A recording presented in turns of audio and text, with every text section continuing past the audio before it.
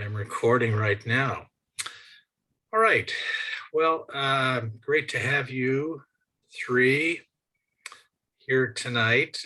We actually had on Sunday night, we had 9 people. On Tuesday night, we had 5. So tonight we have 3. And as I say, 2 others had conflicts. One had a staff meeting and the other had I think a school board meeting that they had to attend. So that was the reason for that. All right, I'm going to share a screen for just a bit and see if I can.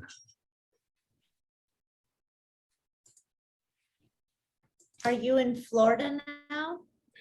No, we are on our way. We are still in Canada, but we're going to cross into Maine on Sunday morning. So Maine is going to be beautiful this time of year with all the fall colors. You know, even we're in New Brunswick, which is we left today from our cottage, our summer home on Prince Edward Island, and then we're staying over the weekend with my sister in a place called Fredericton, which is the capital city of New Brunswick, and then from there we go on to Maine on Sunday. And then we have to, and we will, if all things,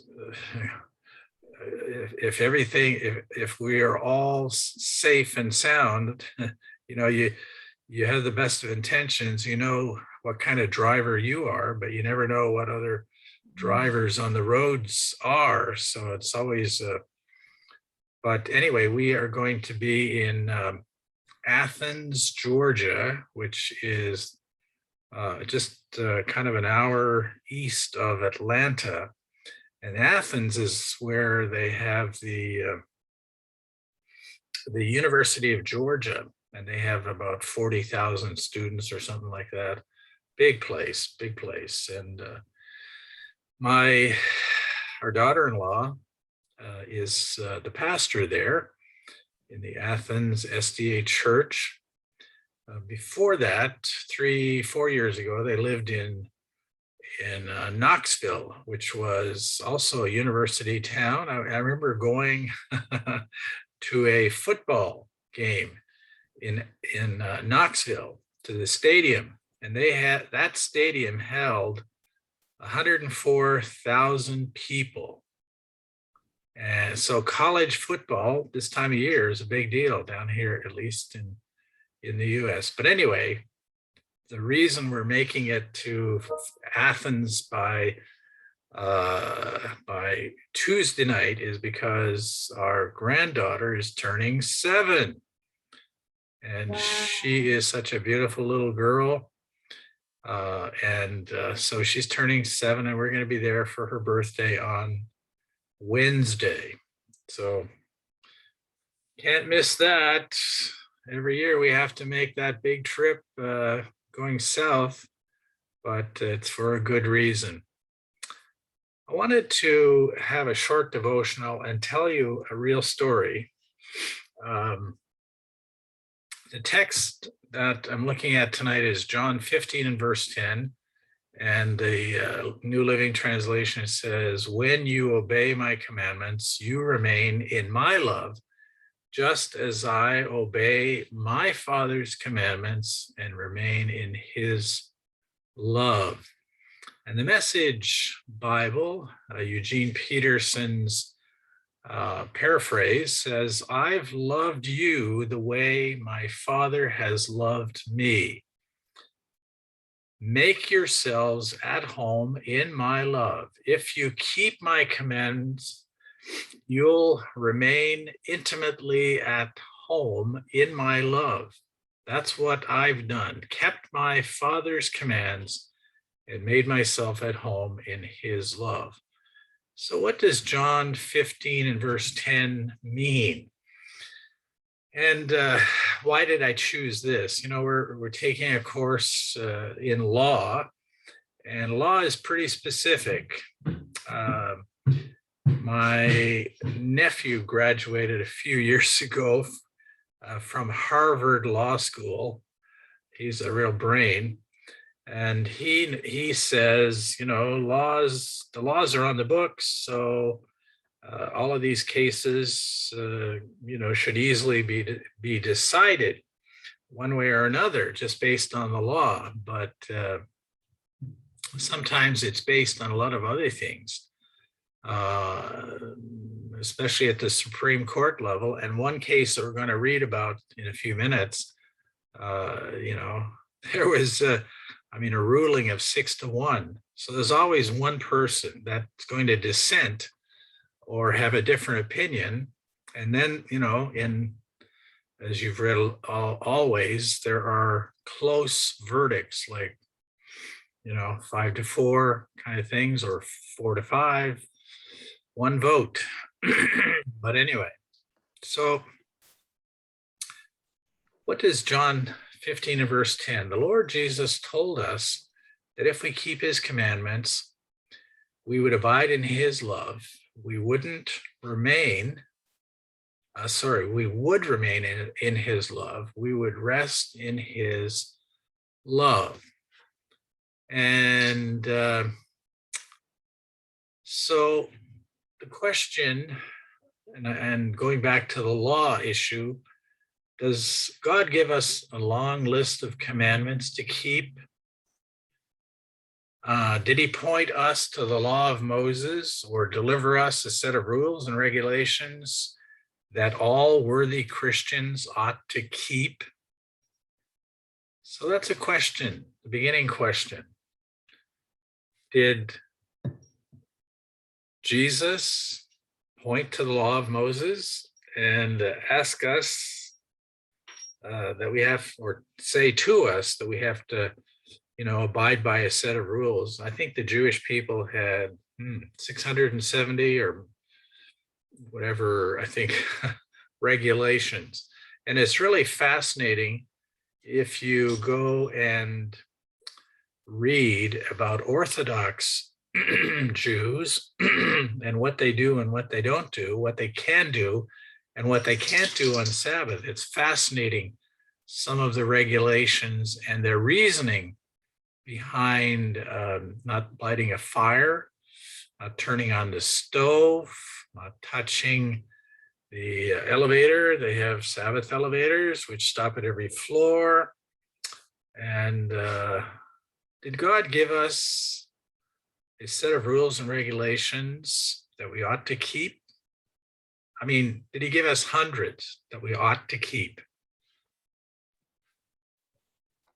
I think, at least for me, my understanding, I know we have the 28 fundamental beliefs. Going up to 29. 20, oh, we're up to 29, so we add one every so often. Yeah. I believe the aim was the 10 Commandments, and within the 10 Commandments, there are several. It can be broken down into various parts, but I believe the 10 Commandments is what we are required to refer to in terms of biblical beliefs. And as Seventh-day Adventists, there are now 29 which relate back to those 10 Commandments. Yeah. All right. Any thoughts about that? I'm gonna piggyback off Wendy's comment and say that Jesus made it so simple when he even said it's all on two. Like, if you love the Lord with all your heart, with all your soul, with all your mind, and if you treat your neighbor as yourself, the commandments are meant to be like a protection to us. You know, it's meant to be guidelines. And I know that they're phrased in the do not do this and do not do that, but you know, when you walk with the Lord, you see that the reason for it is because, you know, thou shalt not kill. He doesn't want you to have to suffer loss. Thou shalt not steal. He doesn't want you to, feel like things have been taken from you. Like, if we really look at, what he's telling us to do in the 10 Commandments, instead of And this is the enemy trying to fool the people and saying that, oh, well, he's a mean God and he's trying to restrict you. But honestly, if we lived in a place where all those commands were followed, it'd be heaven, So that's kind of what I see. Yep. All right. Great. Thank you, Dulcie. I'm glad to see you. Glad to see you. All right, Rebecca. Yeah, I was kind of thinking of that same thing, and along with that as well, just I think it can make such a huge difference when we realize, God ultimately, because we are his creation, he's pleased with his creation and he wants the best for us. So if we put on like the lenses of, him wanting to bless us, and look at everything that way, we can see clearly, oh, whoa, then the 10 Commandments take on a whole new light for our lives. And even especially like, the Sabbath, when you're explaining it to other people or young people, just the blessing that it was meant to be. And when you talk about it that way with people, they're like, whoa, yeah, I want to do that. I want that for my life. And Good point. Did Jesus, we're talking about the 10 Commandments. Did he break it down into a simpler requirement, I guess? Simpler requirements. Have you heard the expression, the first 4 commandments really go down into loving God. Second 6 go into loving your fellow man as you would love yourself. And you just go back to the, I always have to squint here because the screen moves around a bit.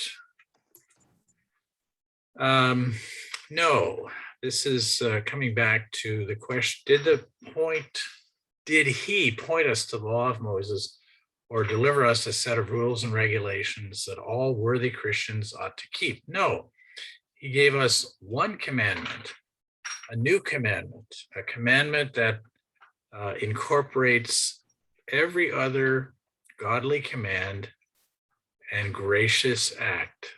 The only command upon which the spiritual life of a believer must be found is in these words or similar. A new commandment I give you, love one another as I have loved you, so love you one another. So God actually, Jesus is breaking this down into one commandment. Love one another as I have loved you, so love you one another. It was really interesting last week. I spent, I thought I was in the role of a student. I spent 15 hours in Zoom sessions. Some of you may know that I support an organization called Gospel Outreach. It's based in Walla Walla, Washington, and I'm a regional director for Northern India, and I have about 300 Gospel Outreach volunteers, workers. We actually pay their salary, and then we supervise them and see that they are doing the work that they're paid to do, which is giving Bible studies and having people come to baptism. And then the whole organization is based on volunteers. I'm a volunteer. No money. The president gets no money. The 2 vice presidents get no money. They're all retired. The treasurer and the assistant treasurer are not paid a dime. So it's quite a It's quite an organization, and it's based on volunteers. But the one of the basic tenets of gospel outreach is this idea of loving one another as I have loved you. And I wanted to ask the question, how did Christ love us? How did Christ love the church? Christ loved the church so much that he gave himself up for her, for the church. And so we come back to this new commandment. Jesus saying, I give you a new commandment. Love one another as I have loved you. I wanted to close by relating a story, a true story about Ronnie. And my first teaching class, my first year of teaching, I was supposed to teach history. That was my major. But we got to the school, had about 15 teachers, and they said, well, we have somebody that can teach history in high school, but we need someone who could teach a grade 4 class. And so they hemmed and hawed and said, would you do it? And I said, okay, I'll do it, even though I had no training in elementary education. But I had this class of 28 students, and these are all grade 4 students. They were probably, some of them were 9, 10. Ronnie was considerably older because he had spina bifida and had missed quite a bit of school because of his illness. With spina bifida, you are basically paralyzed from the waist down, and you have to wear crutches because you have no feeling. And that's what Ronnie did. Every day he came to class on crutches with his braces, big bulky things. Ronnie was a big kid, but he had a happy-go-lucky nature. And he would join the other kids on the playground. Nothing held him back.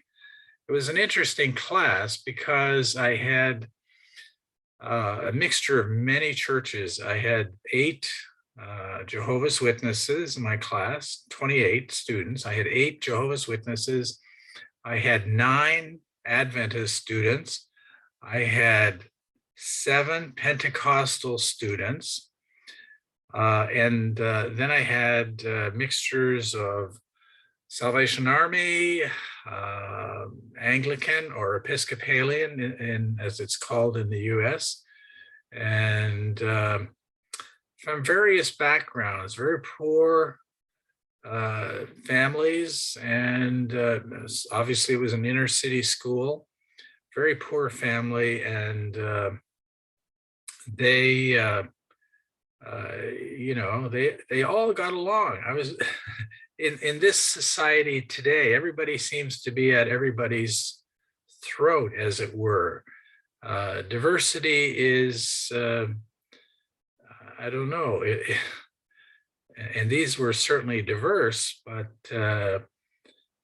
nobody felt that they were being hard done by, and especially Ronnie. Ronnie joined in with everything that was happening, happy-go-lucky, as I said. But every day, this class, which had many backgrounds, many religious backgrounds, especially Jehovah's Witnesses who, would not take part in birthday celebrations or any kind of Christmas programs, and then the Pentecostal students who were very devout, it seemed like, and they related stories of speaking in tongues and all that.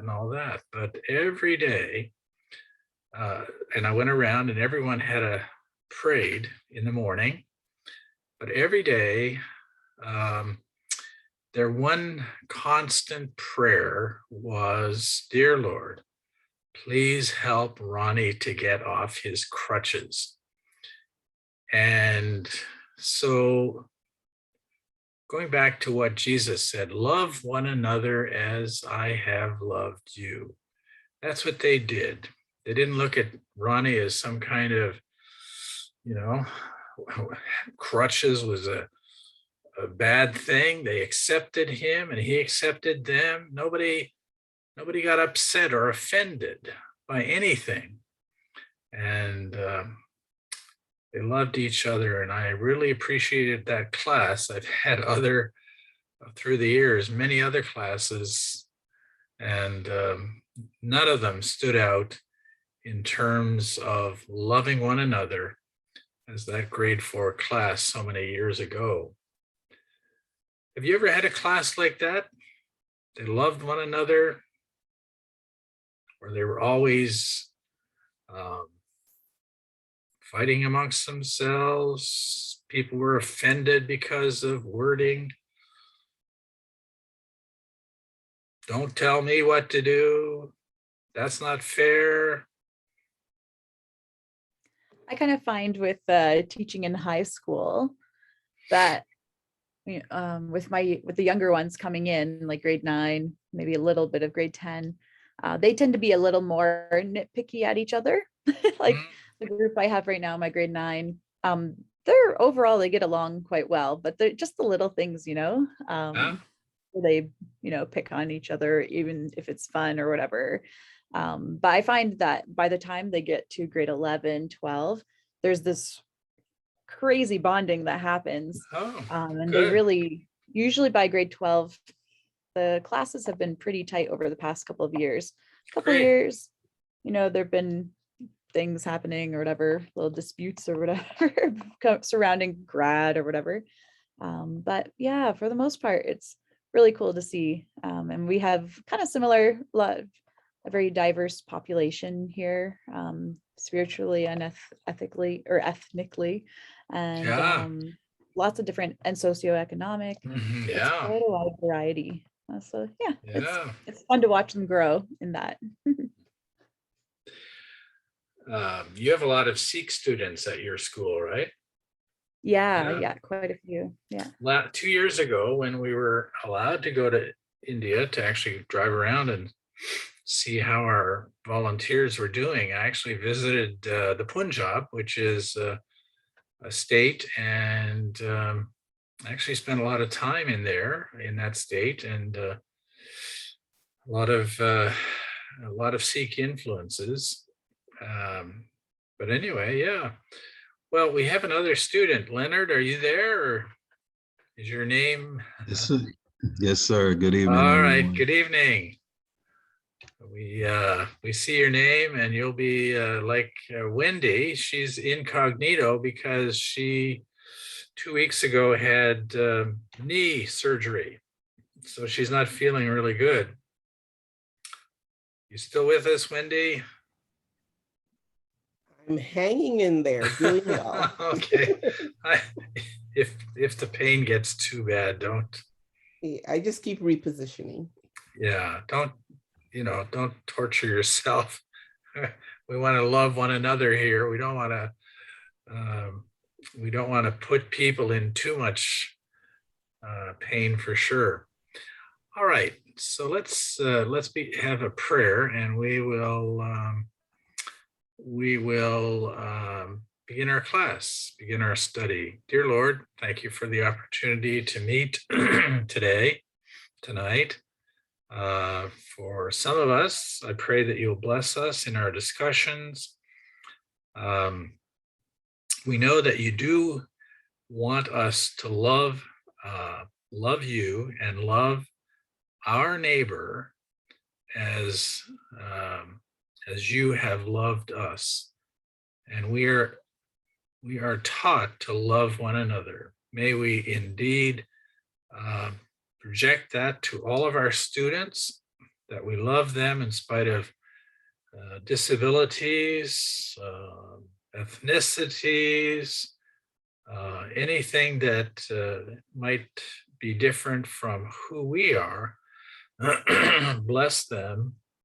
And so, dear Lord, be with us in our discussions that we may gain more insight.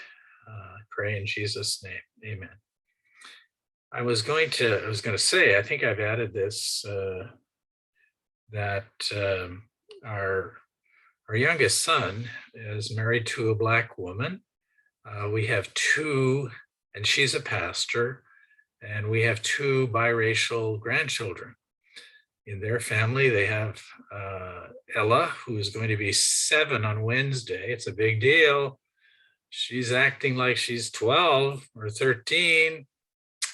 They get that way. And then the younger one is 5. So just the sweetest kids. We love them to death.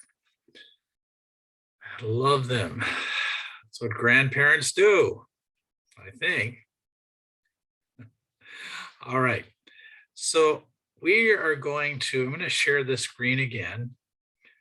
Did all of you see that from before? It worked? Yes. All right. Okay.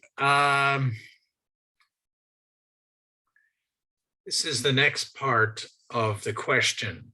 And you've been doing a lot of reading about religion in the public schools. And so we want to begin with these discussion questions. And then we're going to actually go into looking at the case, and I'll show you down below where we're headed. And this is the case that you had to write up on, and that's the Engel versus Vitale case, which is a landmark case, and we're going to discuss it in a few minutes. But where is the line between religion and public schools, at least in the US, and maybe in Canada, maybe more so in Canada? What do you think? We have 2 Canadians and 2 American students tonight. What do you think? Is there a line? Is there a huge line in the sand between religion and public schools? What do you think? I think there is, Dr. Jeffrey, and from my personal experience, I wrote on my discussion post. Yeah. I went to public high school. I went to public school, elementary, high school, and everything. And I feel like the line is drawn in the sand, and it's like a taboo subject. Like no one wants to address religion. At least it was in my high school. And if we wanted to do something as students, we were on our own. So the teachers really didn't get involved too much, and it wasn't really like a popular topic necessarily among the entire student body. I mean, there were some students that would get together and have, prayer at the flagpole and do like some events here and there. But it was something that we just didn't do in public school, from my personal experience. Yeah. All right. So Any other comments? I remember reading, Dulce, your discussion post last week, and I thought it was interesting because I went to Christian schools K through 12, so I haven't had that experience, but I was glad to hear that at least you weren't banned from doing those activities on school grounds, or so that's a positive thing. I think I don't know how it would be looked upon teachers if they joined. I think even if they believe the same way, I guess they have to kind of be careful with that too. But it was a good thing that they allow you to do those things at least. So. I know in the public school, the teachers weren't allowed to participate, but what always got me was that during graduation time, there was always a prayer, before the graduation. Yeah. And so it's just a matter, never thought about it like that, but yeah. One of the other students made that comment as well. But the reality is that if you are a student in a public school, and I know just from, we had a discussion on Tuesday night from an assistant principal in a public school in Canada. If a student wants to start a Bible study group, it has to be up to the student. And always, and sometimes this is the difficulty, always there has to be a teacher present in the group, not to comment. I mean, usually the teacher in a Bible study group initiated by a student, they're not to make any comments. They're to basically be there to, if anybody had a question about why did this riot start in this Bible study group, they can give the reasons and be able to say what happened. But they cannot contribute. Nobody, no teacher is allowed to speak or force an opinion on anybody. But so the line is drawn in the sense that a teacher could not start a Bible study group, but a student can. Have you found that? And it's as I said, it's kind of the standard for both the US and Canada, that there is a hands-off on religion. Now, let me ask Rebecca. She has in her school a number of Sikh students. There are a lot of Sikh students in the Lower Mainland, and so if they came to you as in your school, Adventist school, and said, "Can we have a Sikh study group in this school? Can we have time at lunch, a half an hour?" What would be, I'm not picking on Rebecca, but what would be your reaction as an administrator? Yeah, that would be interesting. I mean, if it's a lunchtime thing, it's different because we are a private school, so they know they're coming here and that we are teaching a certain philosophy of worldview and belief. So there's that side of things. So, a principal and administrator could probably get away with kind of like being officially maybe not or something, but I don't know that if they are wanting to search and study. You'd have to take that one to the school board for sure. Yeah, you'd need a clear policy. It just made me think like, I don't know if we're doing have policies on that. Yeah, I don't. But that would be, yeah, there would be so many factors, what are, like how many. And we do have things like where students have the opportunities for various classes. I think Bible class, and then I know we're offering as part of a social studies this year a world religions class. So they do get time to delve in and look at different religions and things like that. But yeah, for a study, that's a good thing to ponder. Would there be any opportunity for a student to say, and I'm genuinely asking because I don't know. Yeah. Because I think the previous Zoom session, a lot of you were sharing that your schools receive funds, right, from the government or from different programs. So could a student say, well, I should have the freedom, even if it is a private school, to practice my religion or my beliefs or express my beliefs? I don't know. I'm asking, could that happen?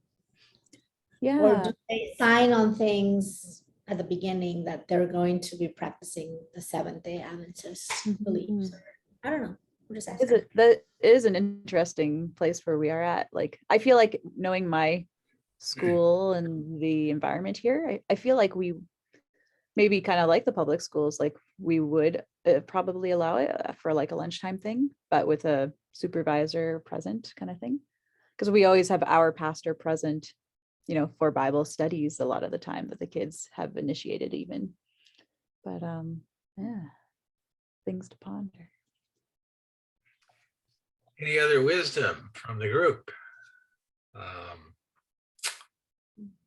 Wendy, have you encountered anything like this before?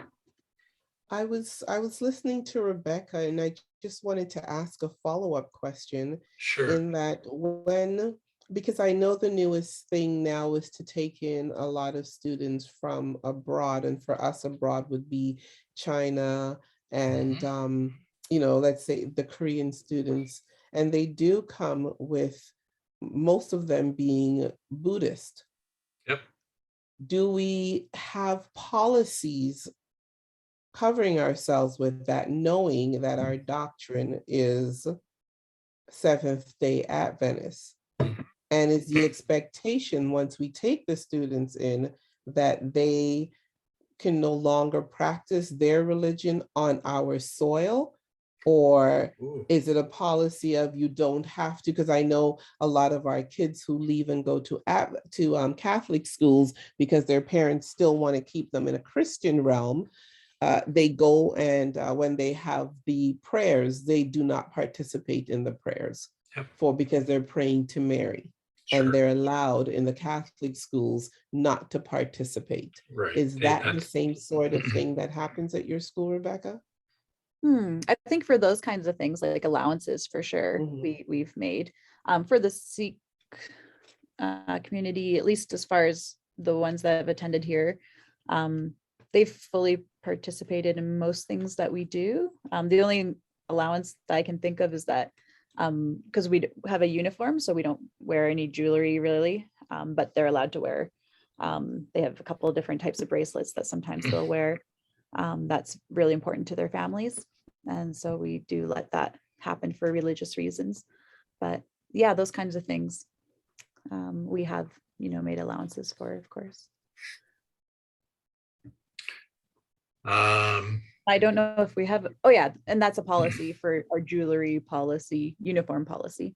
Sure. Just the allowance for religious reasons. But for example, like week of prayer, are they present to that? Do they have the option of saying, you know, I don't want to participate in that? That's a good question. No one ever has. So everyone comes, everyone participates. Like, yeah. So we've had some families opt out of like camp out kind of activities because it was like a, you know, more than an overnight thing as well, where we were having worship and stuff together. So some spiritual emphasis. So people have opted out of that and gone home at the end of the school day or instead or something. But yeah, otherwise we haven't encountered that very seriously yet. So I don't know. I'm not familiar with the policy. Right. You know, it is pretty much dependent, I think, on your school clientele. And the fact, you know, that you in British Columbia are getting government funding, as is, you know, Alberta, Saskatchewan, Manitoba, and then in various U.S. states, funding is provided through the voucher system quite regularly for students to go to an Adventist school. So I think, you know, you probably would have to, if you had a large ethnic group, you'd probably have to have a big serious discussion about what is expected and what cannot be expected. So I'm gonna just look at the one last question there. Is school-sponsored prayer in public schools unconstitutional? Yes, no? What did you find out from reading Engel and this one that we're going to take up here in a few minutes? Engel versus Vitale. What did you find out from that? It seems to be right because I can't think of the word, but it's kind of like against the First Amendment, It violates. It Violate, violates. Yeah. yes, thank you, thank you. So I think, Separation. from what you said, yes, Separation of church and state. yes. All right, let's take a break now for 10 minutes. We'll come back at, well, it's 8 o'clock my time, but 7 o'clock in Eastern time. And then we're going to take up this landmark case, Engel versus Vitale. And that's a case in New York State, went all the way to the Supreme Court of the US and laid down some very strong precedents. And we want to take a look at the facts. We want to take a look at the issue. We want to take a look quickly at the ruling and then the reasoning. And hopefully we can understand, at least in the from the US point of view. And I think in many ways, yes, in Canada, it's the same way. There's kind of a hands-off, government is hands-off over the issue of religion in public schools. And we'll come back. All right, 10 minutes. We'll give everyone a chance to take a break. All right, we'll see you all at 8.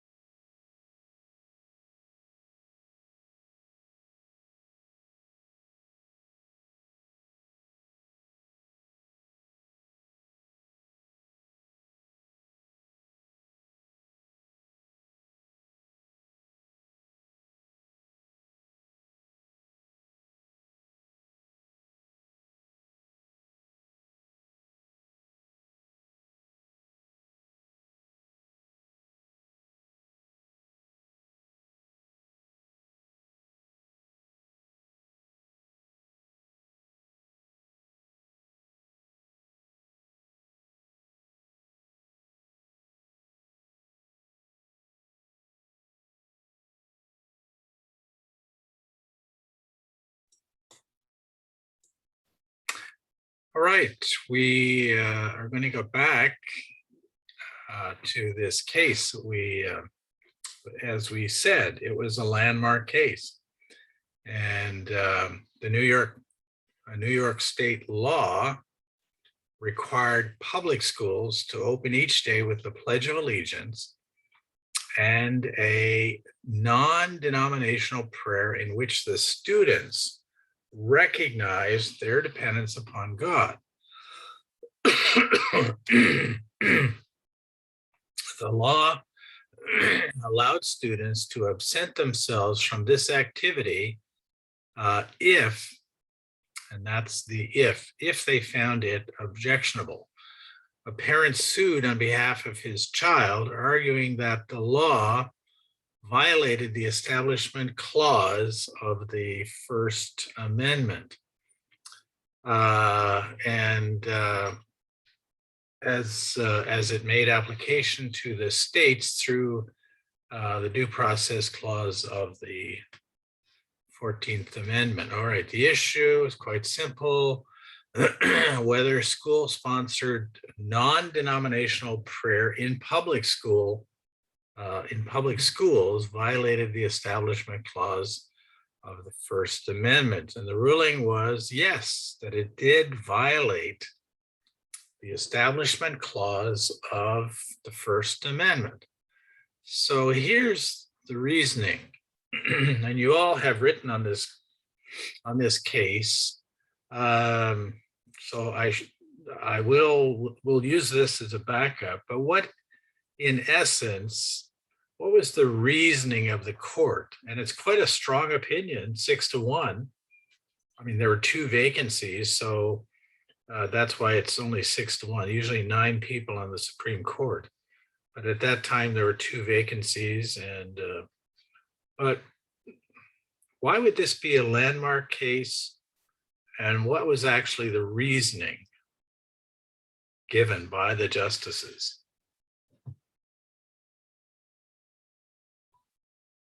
The reasoning why they voted 6-1, is that what you're asking? Yeah, the reasoning why they said this law violated, as it says up here, violated the Establishment Clause of the First Amendment. I think it's because the law, well, the First Amendment was set to prevent government from interfering with religion. And, Right. And this law was causing that to happen, basically. The school's law, or the state's law. Okay, any other thoughts about this and why they would say, yes, it violated the Establishment Clause of the First Amendment? Does it violate the separation of church and state? In essence, yes. And, you know, if you go back into history, you know that the Puritans, their reason for crossing the wide ocean, the Atlantic Ocean, and coming to America was why? Why did they? Religious freedom. They wanted religious freedom. They did not want, and what were the religions of the day in which they lived?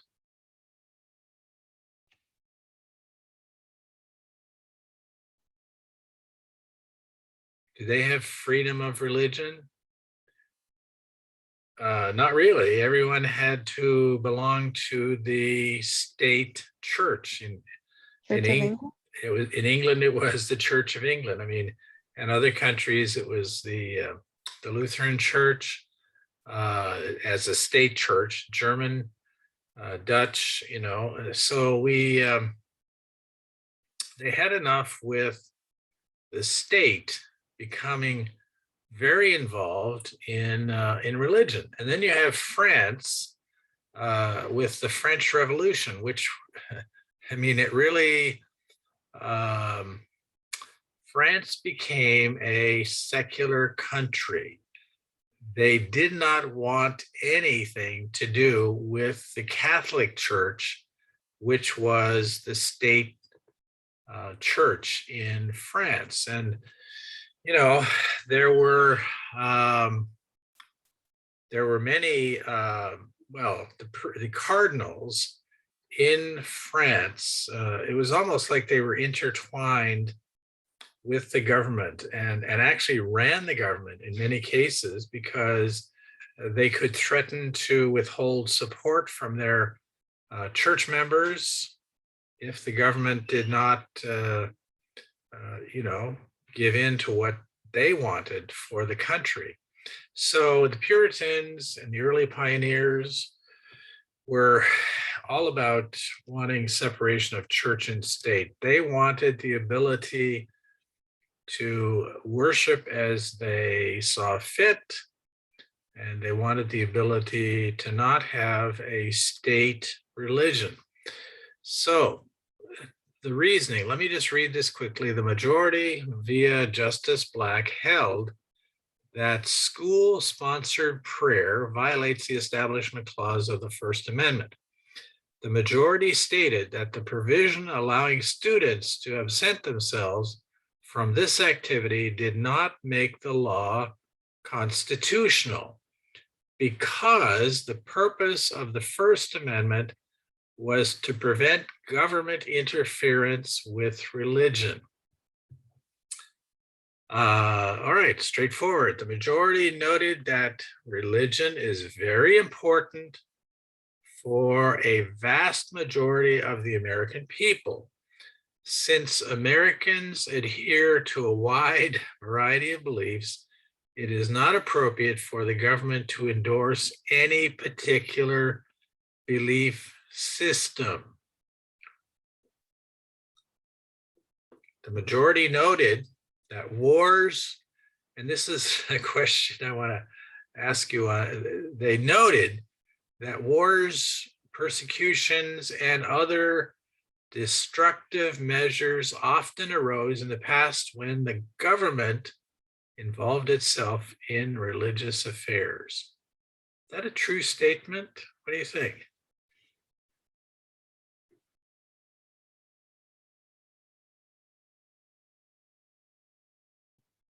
Yeah, I think if we look back, you know, in history, various religions, various countries, we've seen that play out numerous times. Yeah, I mean, how far back do you want to go? The Crusades were all about religion and all about Christians versus Islam, really, in essence, what it was. So we've seen wars, persecutions, other destructive measures often arose in the past when the government involved itself in religious affairs. Well, certainly the French Revolution is from one end to the other, clothed in church involvement, government involvement in religious affairs. Let me go on here to make, I thought that three comments stood out. Let me just read, for example, Jordan talked about tolerance. And reading the articles for this week and the case Engel versus Vitale, I reflected on three valuable thoughts. Tolerance makes us intolerant of the intolerant. Can you do can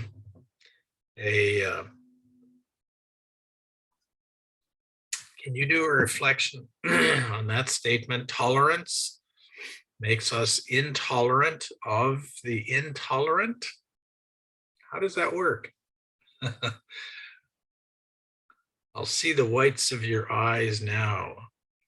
I'll stop sharing. And tolerance makes us intolerant of the intolerant. Can you give me an example of how that might happen?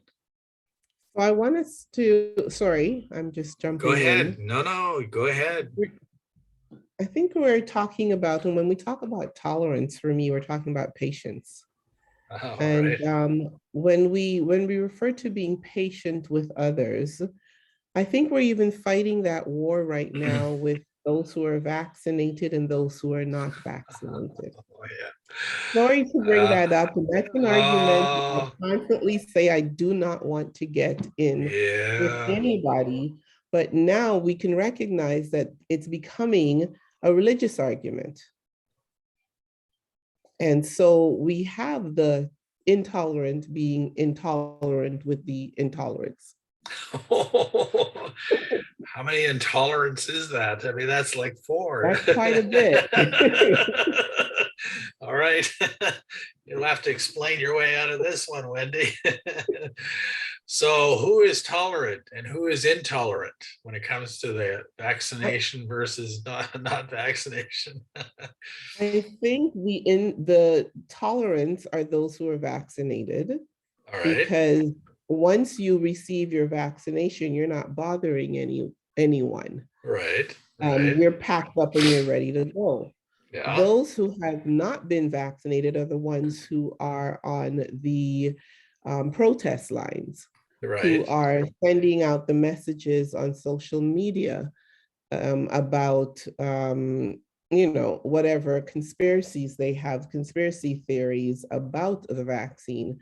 And so that's the difference, I would say, with the tolerant and the intolerant. All right. I would agree, except I would say anytime you can kind of split something down the middle, it can be either can be that tolerant or the intolerant. Very true, very true. Yeah. This COVID argument, and I find it sad in many ways, because right now it seems like the ones, and I want to make a general statement, but yet not. But it seems like, and I look at this from a personal point of view. We, in our small church in Florida, we had 3 members just in the last week come down with COVID, and they are not vaccinated. And so people are saying, church members are saying, well, we told you so. My sister, a doctor, she says, I have no patience with these people. They knew what the choices were. They didn't get vaccinated, and now they're into serious problems because they refused. I don't know.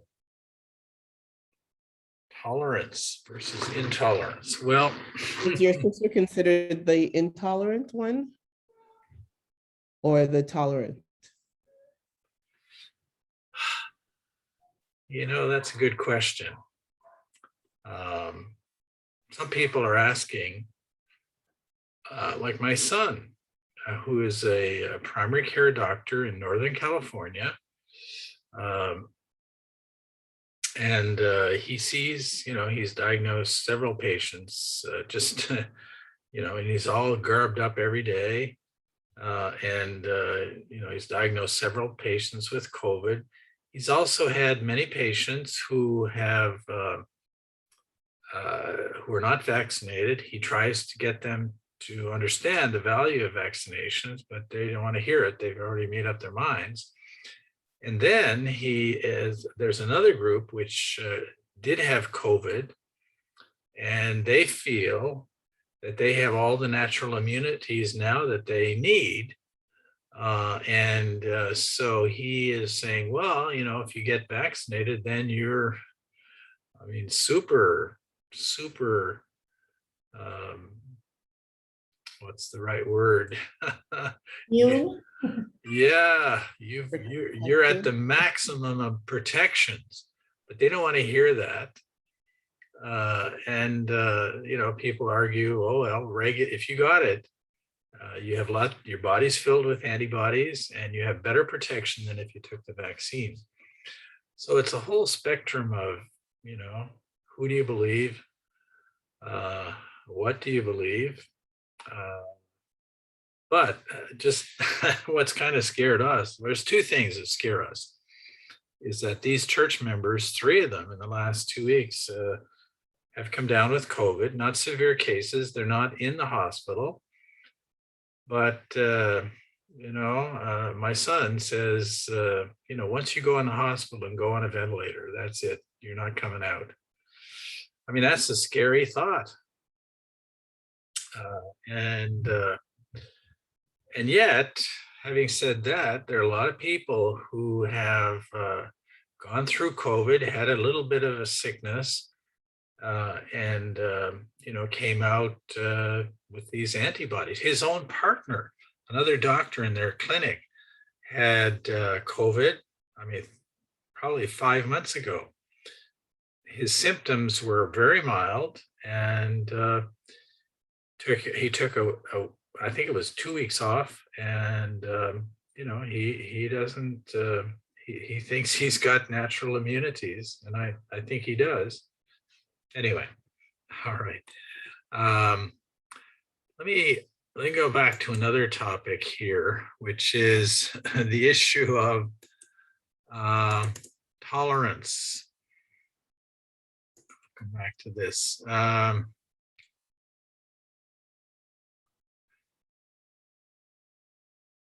Jordan made this other point. Secularism is inherently anti-religious. And he makes a few points, but the one point that I wanted to make was government, the issue of supporting non-denominational prayer reminds me of the Christmas controversy. I'm not sure how it swept through the US, but in Canada, well, it swept through the US too. There was and is a strong movement to secularize holidays, mostly Christian holidays. Even statutory holidays are being challenged for being too Christianized. Some people argue that Easter and Christmas should not be government-supported holidays because they are inherently religious, of course. So, and everybody was offended a few years back if somebody said Merry Christmas to you, and in the stores, nobody said Merry Christmas because they were afraid that too many people would be offended. So what did they change it to? Happy holidays. Oh, yeah.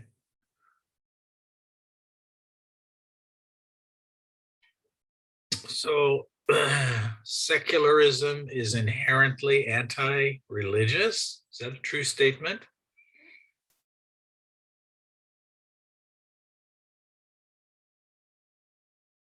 Now, I'm going to pit, just because, well, I shouldn't say I've prejudiced you already.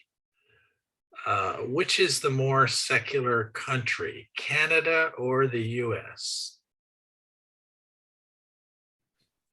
Oh, the US by far. I've never been As to Canada. a Canadian speaking. Yeah.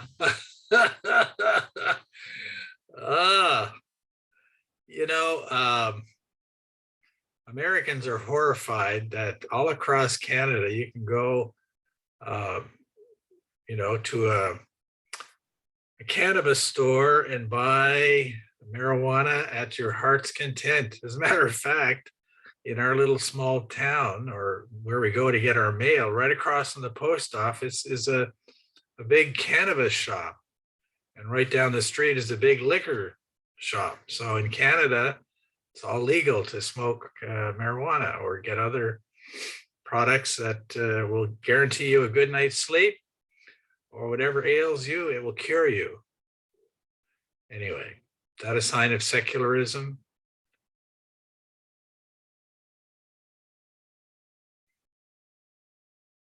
We're loving one another. Remember what we said at the beginning? We're loving one another. We're not gonna, it's this Canadian-American rivalry is something that's many years old. So, but anyway. So back to the point though, is secularism anti-religious?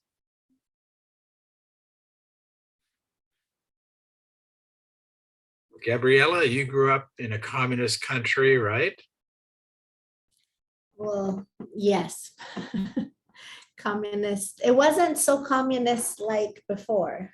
Did they have anything to do with any Christmas or Easter or New Year's or anything like that?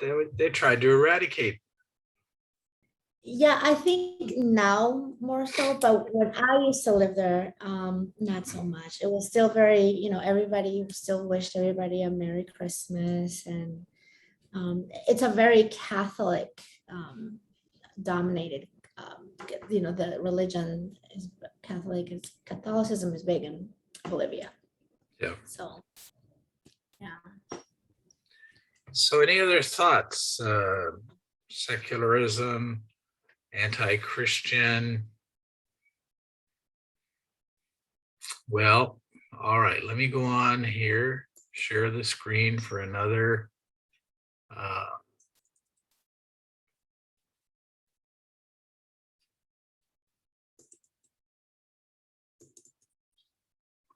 Ooh.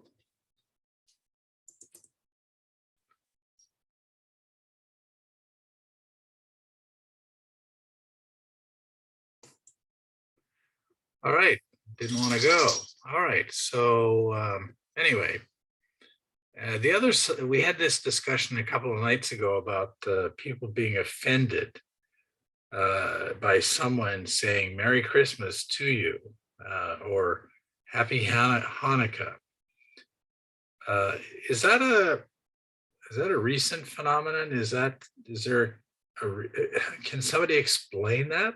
I mean, I have an explanation, I guess, but from your thinking, why do people get so easily offended these days by anything religious? We could say that. And maybe that aspect of it comes back to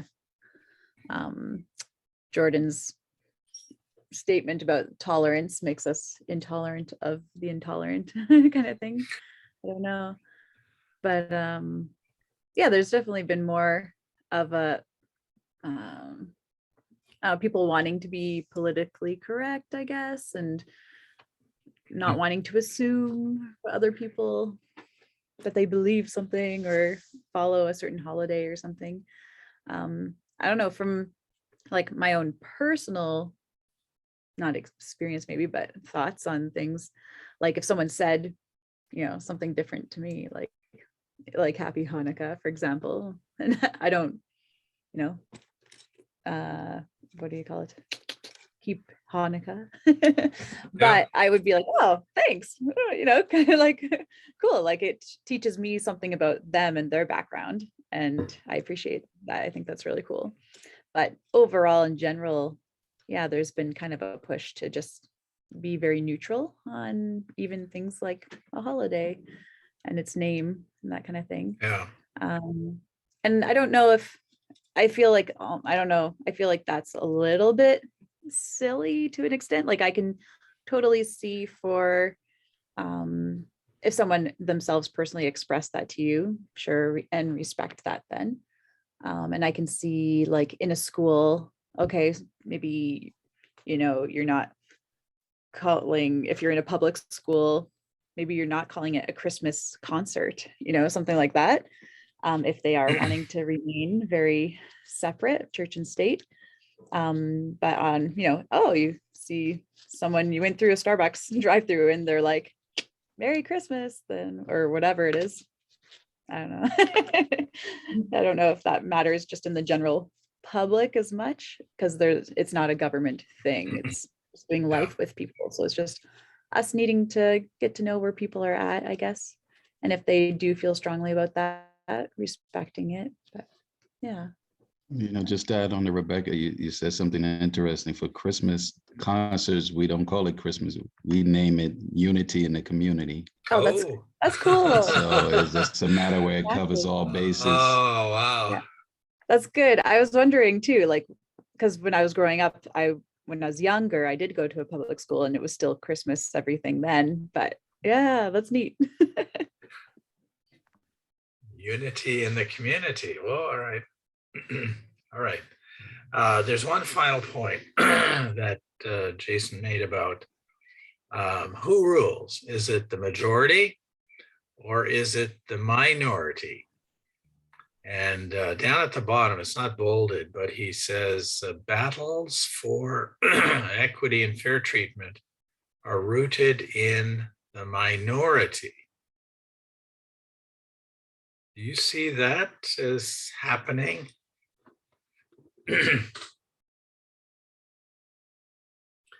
And the reason, in this case, Engel versus Vitale, part of the judgment, part of the reasoning was it would seem, this is the justices speaking, it would seem unfair for a minority of persons who oppose it to inflict their will on the majority. And then we have this term, the battles for equity and fair treatment are rooted in the minority. So what Jordan is saying is that, the majority seem to, take things, but yet if there is a fight to be had, it's rooted in the minority. Equity, fair treatment, the minority want fair treatment. And do we see that in society today where a minority wants, and as the word is used, battles for equity and fair treatment?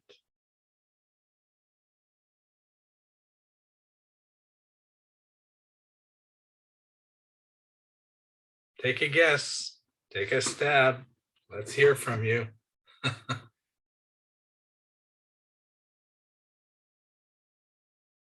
It would seem unfair for a minority of persons who oppose it to inflict their will on the majority. These are from the talking points of Engel versus Vitale. I mean, we could broaden this to things happening at school. Does a battle start with the minority wanting to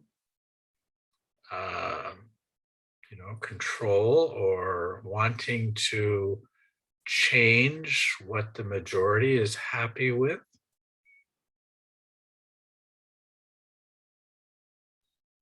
I think when I think about things like gay pride. Okay, we went there. And We went there the there other may- night. sorry? I said we went there the other night. Right. And for me, I think it's the minority Yeah. wanting the majority to think along those lines and to be accepting of those issues. So whereby I can say, I would walk around publicly and say, this is my girlfriend, as opposed to, I would not have to come to anybody and say, this is my husband, or I'm in love with. And so that now just dumbs down the fact that I have a husband and that's important.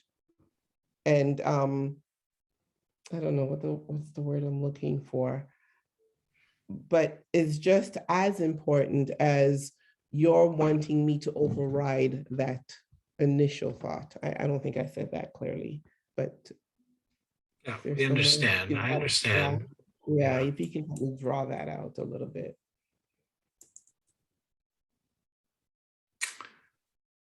Yeah.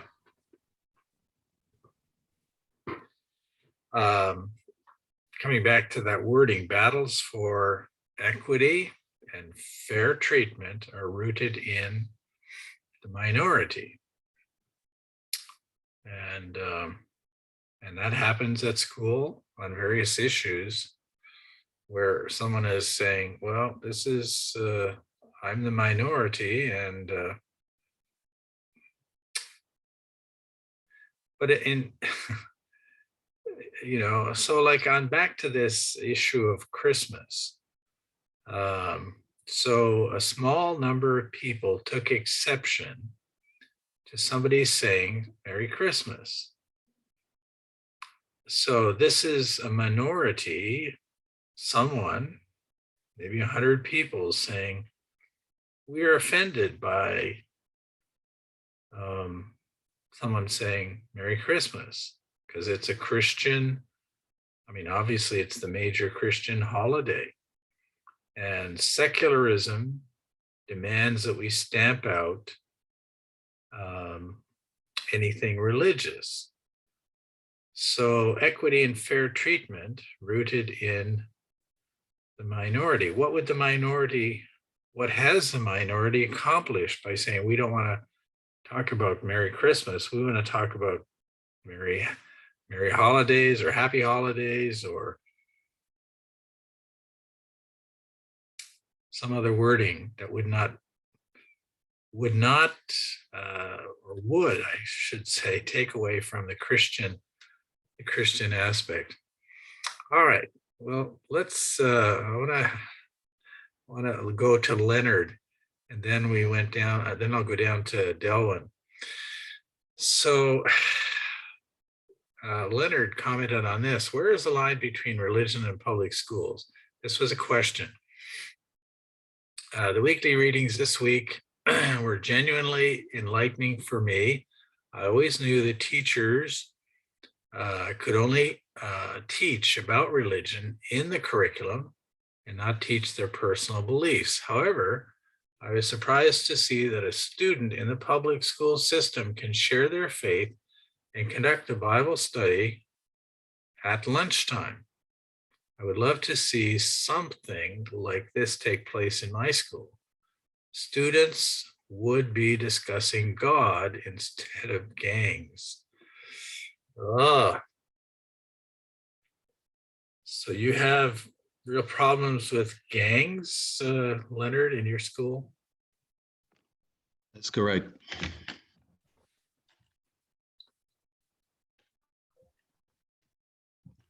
We actually, just sent a few on virtual learning.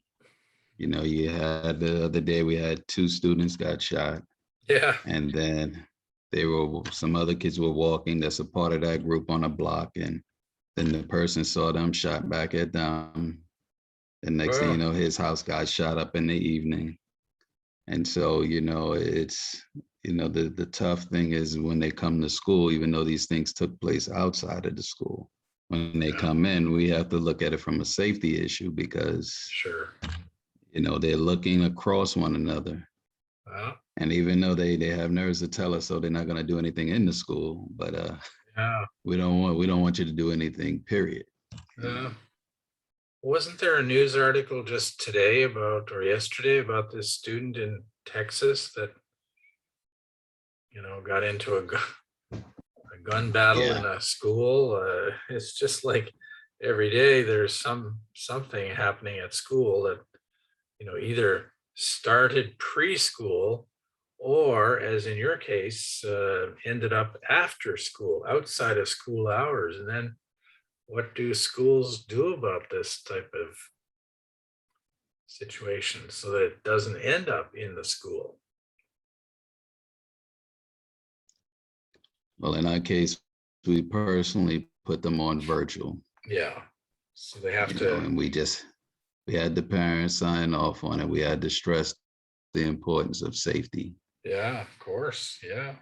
So, but the issue then is that a student initiated religious studies group or whatever group they want to start, they can start one as long as there is a teacher who is there and who agrees to be there. I mean, someone might want to start a Bible study, and none of the teachers would want to sponsor or be a part of that group. So that is the issue often with religion in public schools. Okay, final comments from Delwyn, who is going to be seeing this in a video format because he had a staff meeting today and he was not able to make it. All right, the title of his response is confusing, isn't it? It has been made clear from our reading that students praying in public schools is perfectly fine, and that's true. They can even promote and hold a prayer meeting on school grounds. However, there is a significant difference between students promoting / practicing religion in a public school and a public school promoting / practicing religion. In this landmark case, Engel versus Vitality did that in. They said it was unconstitutional for a public school to promote, a saying of a prayer, even though the prayer was non-denominational. A parent objected, and that case was settled. In other words, students have the freedom to openly express their religious beliefs in public school, but a state-operated, publicly funded secular institution has no business intertwining itself with religion.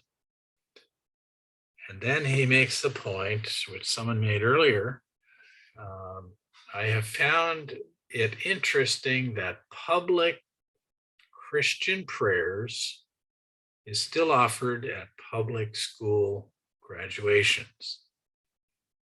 And depending on the public school board and the locality, even a public school board can begin with a prayer,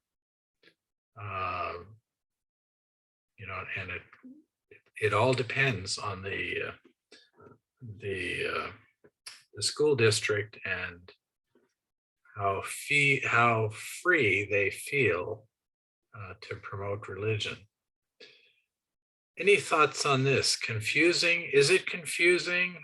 Let's wrap up with asking that question. Is it confusing to know what can be done in a public school, what can be done in an Adventist school as far as religion?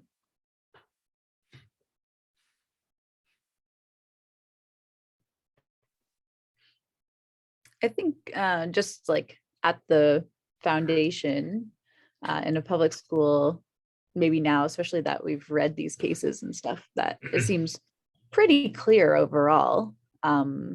But again, just that last statement that he made and that Leonard made as well about Christian prayer offered at graduations. I wonder like if that is quite common at many other different public school graduations still or not.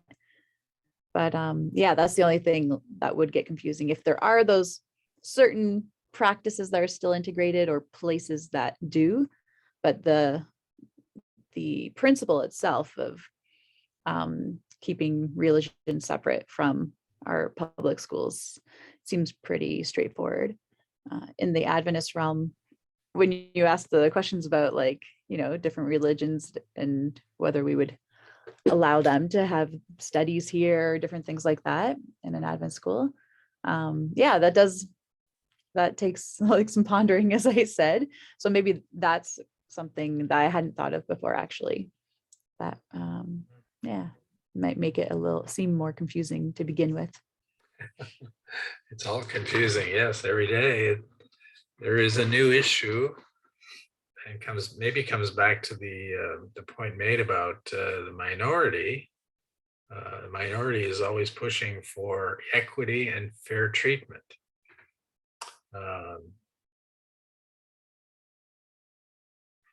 We see that lots in society these days.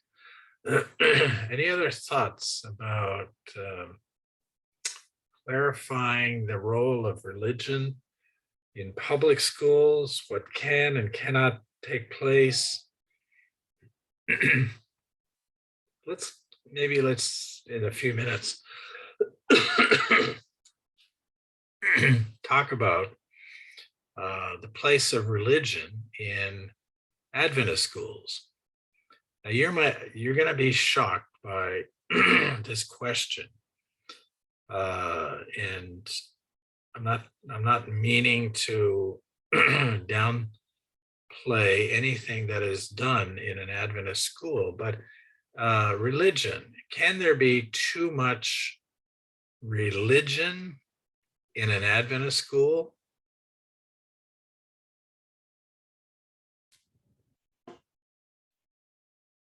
There can be too much religion. There can't be too much Jesus in an Adventist school. All right. Okay, great answer.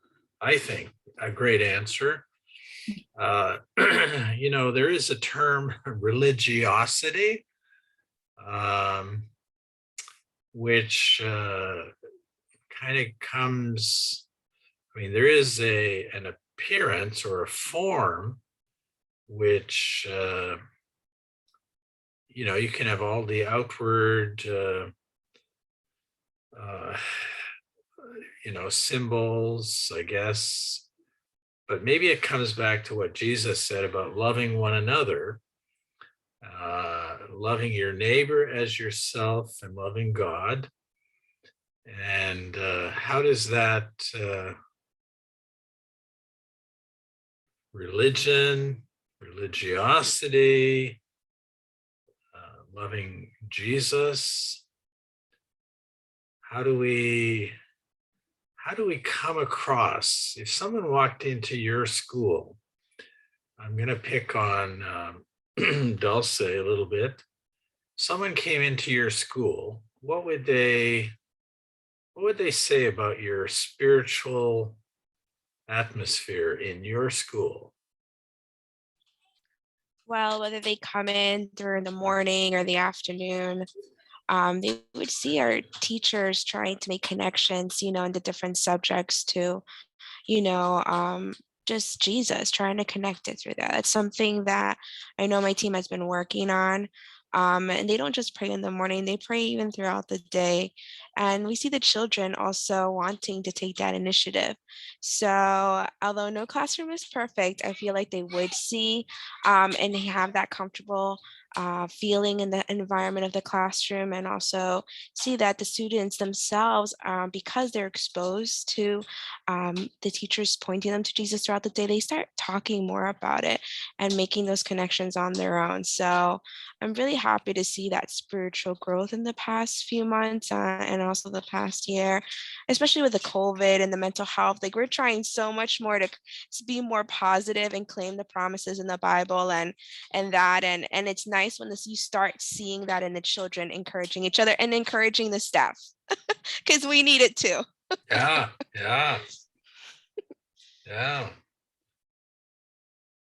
Any other comments on this? If they were to walk into your school, Wendy or Rebecca or Gabriella, you're in a little different category because you don't have a school or students, but you do teach online. Yeah. Leonard, you're in a public school. Do they see any religious symbols in any of your schools? When you first walk into our school, as soon as you open the door, we have a medallion that is about maybe 3 by 5 feet that says, "God makes all things new." And each of our themes would go up as soon as you enter the school. And that is part of our pledge and our motto each morning. We end each sentence with God makes all things new. And that is carried throughout the day. Now, it's one thing to say it, we have to enact it. And enacting it means if I give one put down, I must give 3 put ups. Oh, So we wow. let them know it outweighs. Why do I have to say 3? Because that one really hurt. And we really need to put Wow. a good Band-Aid to cover that sore from getting infected any further. All And right. so that is what you would see. That is what you would hear. Are, like you said, Dulcie, are they perfect? Absolutely not. They're growing, and having come back from this absence with COVID, they're now learning to get along with one another. They're learning to be Wow. emotionally responsible for their neighbor. Because right, you know, a few months ago, they were home, mom was at work, dad was at work on the computer, and it was easy for them to just get what they wanted, Oh, you know, because it was an easy out. oh, Parents were busy, so they have that yeah. mentality still in them. And so we're working day by day to wean those things out. All in all, acceptance, love, joy is what we are building at our school. Great, great, great, great for you.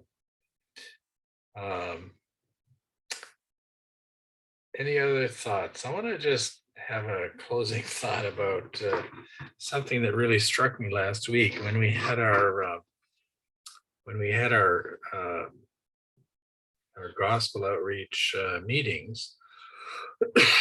And gospel outreach basically wants to support the work of missions in the 1040 window, which is where most of the world's population live. But anyway, we support, in other words, pay for Bible studies for workers in China. And the president of the China mission was there.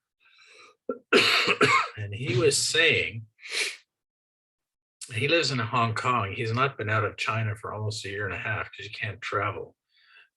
He's out on a special visa. And of course, when he goes back, he has to quarantine, stay in this little apartment for 14 days before he can go out. But he was saying that there are in China 500,000 Adventists, and they have 4,000 churches. And he, you know, his statement was, and some people I've heard pray for this in the United States, the more they are persecuted, the stronger they become, and more come. You know, so 500,000, you'd think, well, China, it's a communist country. How can they have all these members? But these are people who, because of persecution, he was saying that at every church service, there are 2 of the, I don't know what they call them, you know, KGB type people. I forget his name for them, but they come and listen to the church service to report back that nothing was said that was, you know, anti-government or, and so the Adventists are respected that way by the Chinese government because they don't badmouth, you know, the communist leaders. And in fact, he was saying that 2 of these KGB agents have just in coming and sitting there and listening to the sermons, they have become Seventh-day Adventists, Christians. So, you know, it's just amazing. And but it keeps coming back to the idea of persecution. Persecution strengthens the church. It has always been that way. You'd think that the church would fall and Christ would be abandoned, but not so. And he was telling one other little during this COVID, the churches have not been able to meet. So they've had kind of like us meeting here, Zoom sessions. But the Chinese government tries to interfere and block these Zoom sessions. So the Chinese have developed a system where if one frequency on the internet is blocked, then they go to another frequency. They have 5 or 6 frequencies. I forget the term, I should know it, but I guess it's IP addresses, probably something like that. So they have all of this lined up ahead of time. So the government shuts them down, they go somewhere else. Government shuts that site down, they go somewhere else. So, Christ is not Christianity, and this is not just Adventists, but Christians in general in China are, they just love persecution. I mean, the number of stories of people being thrown in jail is astounding, but they have the courage to stand for their convictions. And he had this the mission president had this large, I guess it was a high level talk with one of the heads of the KGB, and he said that the China president said to him, in history that every time the church is persecuted, it only grows substantially. And this high-level Chinese KGB guy said, yes, we know that, and we've told that to our leaders, that the more we persecute those Christians, those Seventh-day Adventists and others, the more they're going to grow. But in the US and Canada, where everything is good, and we just kind of fall into a doldrum. And what do you think? Does that make sense? Persecution strengthens everybody, strengthens the church, causes people to become more, I want to use that term, grounded in their faith.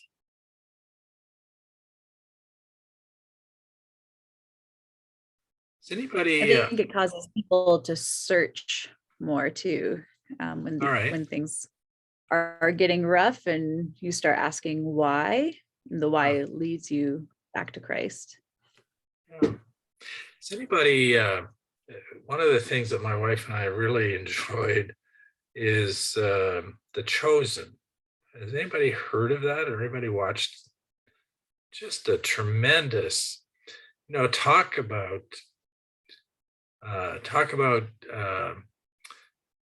kind of going back to basics and understanding how, maybe this was the way it was, 2,000 years ago. Jesus leading a group of nondescript vagabonds going from place to place. Some days they hardly had any money for food, and outstanding insights into how Jesus might have lived. And we usually think of Jesus on earth as, he was God, but he lived as a man, and it's great. The Chosen we just watched one, last night and the night before. It's just my favorite character in all of this is Nicodemus, and that puts us in kind of that same category, trying to decide whether to follow Jesus or, stay with his old religion and all these ideas of the law. And, how do you make a choice that way? Any thoughts, final thoughts?